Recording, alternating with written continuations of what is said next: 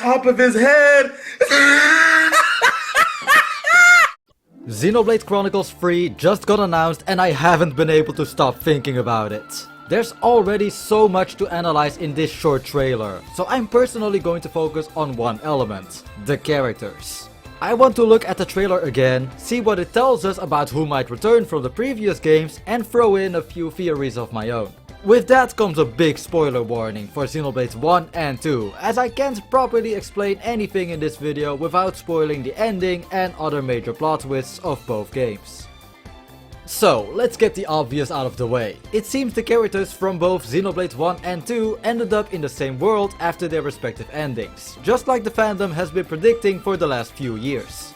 There have also been rumors about a Xenoblade 3 for a while now, and according to them, the game would take place in the far-flung future of this new universe and would even feature returning characters from both games. And this one moment from the trailer seems to have confirmed those leaks. Ouroboros abhor this world. They must be erased without a trace.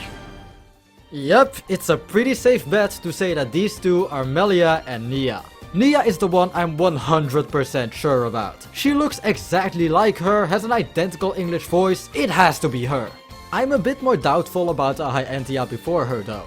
She definitely has the same hairstyle as Melia, but the things that threw me off at first were her darker clothing and her deeper voice. It actually made me think it was Tyrea at first, and that she was standing in for Melia as a sort of doppelganger.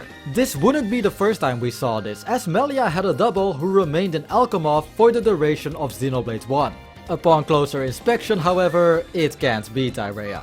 The wings on Tyrea's head are way bigger than Melia's, and I doubt she would have been able to hide them or cut them off. And besides, the idea that both Melia and Nia have become evil because of how hard they got cucked just sounds way too funny for me. So, these two are already confirmed. However, there are also some other characters that certainly remind me of previous ones. The one I noticed first was this guy. That's literally just Van Damme again. He looks the exact same, and just like with Nia, he even has an identical voice. Originally, I was going to bring up that Van Damme mentions his son in some post-battle dialogue, and then suggest that this might be the person we're seeing on the right. After reading them again, however, I realized that's impossible, as Van Damme's son has also passed away. The only possibility I can think of right now is that this guy on the right is somehow the exact same Van Damme we got to know in Xenoblade Chronicles 2. Again, aside from the hair color, facial hair and eye patch, the two do look identical, and he even has the exact same scar on the exact same place on his forehead. It may be possible that someone like Nia revived him somehow, or that he got resurrected through some other means. I have seen some other theories in the last few days, specifically about how this could be either an older Zeke or an older Rex. It would be really cool if this was the case, but my two counter arguments are 1. That exact same scar I brought up earlier, and 2. The fact that we clearly hear Van Damme's voice actor when he's on screen and not Zeke's or Rex's voice. You're not enemies now. Sure, if this is Zeke or Rex, maybe they just used Van Damme's voice actor because they wanted these two to sound older. But even then, I highly doubt that any of these two would have developed an Australian accent over the years. So yeah, for now I'm sticking to my theory that Van Damme got revived somehow. And now that I'm saying this out loud, I fully realize how far-fetched this all sounds. Either way, it's great to see that the Van Damme tradition is still being continued. Aside from Van Damme number 3, there don't seem to be any other returning characters. However, since this game takes place in the future, it is entirely possible that we might see the children or grandchildren from some fan favorite characters. A lot of people think some of the revealed party members look very similar to the previous characters in the series. So just for fun, I'm gonna speculate a bit about their family trees. Let's start with the main character, who is apparently called Noah. The one thing I'm going off here is his voice, because from what we've heard, he does sound very similar to Rex. So if I had to guess, he'd be the son from Rex and Pyra or Mithra. His ally with the white hair is called Lance.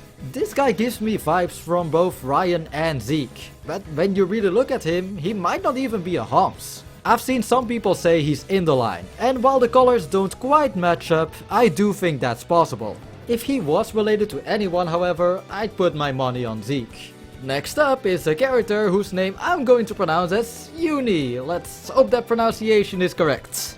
She seems to be a childhood friend of Noah and Lance. I've seen some people make jokes about how she looks like the daughter of Fiora and Melia, and honestly, I don't think they're too far off. She is a High-Entia, but I'm convinced she's somehow related to Fiora. I either think that this is Dunban's offspring, or that one of the descendants of Shulk and Fiora eventually had a daughter with a High-Entia. Now we move on to Mio, and this is an interesting one, because if we look at her from up close, we can see that she has a core crystal. This means she's either a blade or a flesh eater, which obviously means she can't be related by blood to any of the previous party members. However, there's still a possibility that she resonated with someone from the second game. If this is the case, then Nia is definitely the most likely candidate. We know that a driver's nature can sometimes appear very strongly in a blade they awaken, and this definitely seems to have been the case here. If we take a look at Seina's art, we can form a similar conclusion. She is definitely a blade, as we can see with the crystal and the blue lines. If we also assume that her original driver's nature is reflected in her design, it leads us to Morak, or anyone from the Royal Ardanian line really. This is because the hair looks very similar to Bridget, who is the imperial treasure of Mor Ardain and Morak's blade. Last but not least, there's Tyon. The first characters I can think of with him are Sharla and Juju. If he was anyone's son or grandson, I'd go with Ryan and Sharla. There is one more wild theory I have about a returning character, but it will need a bit more time to explain. From Nintendo's Twitter, I learned that the nation we see at the beginning of the trailer has this name. I'm gonna pronounce it as Keves for now, so let's hope this pronunciation is right. Nintendo also told us that Melia, or whoever this High-Entia is, seems to be leading them. We don't see the nation they're fighting against in the trailer, but once again, we know from Twitter that they're called Agnes, and that their leader is Nia. They're apparently efficient in ether combat, and the only races I can think of that fit this description are High-Entia or Blades. Seeing as Nia is their leader, their forces probably exist mostly out of blades. However, their group could still have some High-Entia in them. This could be the way Gelgar from Future Connected becomes relevant again. Maybe he was just the first of many High-Entia who opposed Melia, so perhaps he and some of his brethren defected to the side of Agnes. It's really far-fetched, I know, but I just had to get this idea out there. To end the video, I quickly want to go over some of the areas we see at the end of the trailer. We see a lot of familiar places, most of them being from the first game, but there are a few from the second as well. But one area specifically does remind me of the Torn Titan in Xenoblade Chronicles 2. But it would be weird if this area was in the game, since it got destroyed during Torna the Golden Country. Some other things that caught my eye were these big spaceships and buildings. Am I the only one that gets big Xenoblade X vibes from these?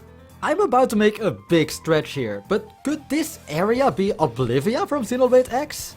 I highly doubt it, but it would be great if this game was somehow also connected to Xenoblade X. Who knows, maybe this new world is the whole different planet Elma and the others ended up on.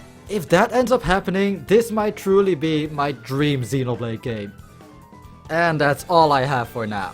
I know this video might have been a bit sporadic, and I apologize for that. I might have been a bit too excited to get my thoughts out there. I just can't remember the last time I've been this hyped for a video game.